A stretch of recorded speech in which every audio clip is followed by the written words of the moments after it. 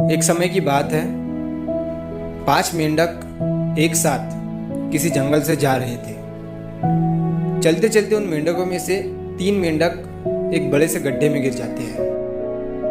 5 में से 3 मेंढक गड्ढे में गिर गए तो ऊपर 2 बचे। अब गड्ढे में गिरने के बाद वो तीनों मेंढक ऊपर चढ़ने की बहुत कोशिश करते हैं, लेकिन वो गड्ढा बहुत बड़ा था।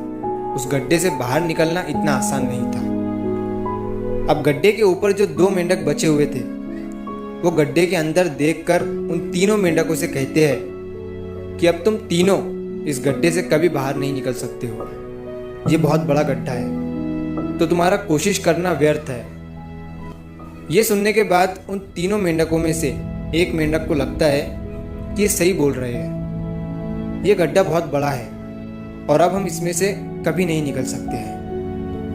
तो वो मेंढक थोड़ी कोशिश करने के बाद हार मान लेता है और उसी गड्ढे में एक जगह आराम से जाकर बैठ जाता है।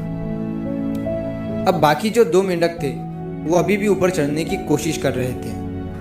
अब उन दोनों को देखकर ऊपर वाले मेंढक फिर से उन्हें ये कहते हैं कि तुम जो कोशिश कर रहे हो वो बेकार है।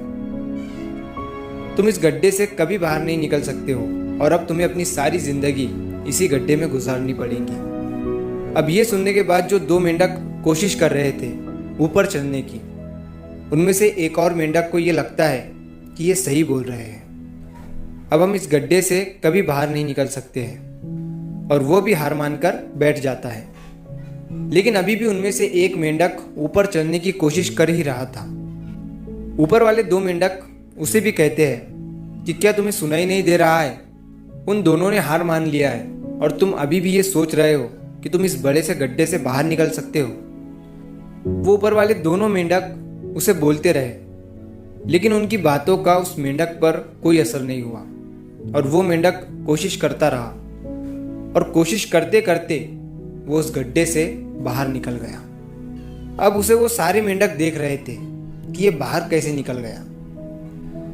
मैं आपको बताता हूँ कि वो मेंढक बाहर कैसे निकला।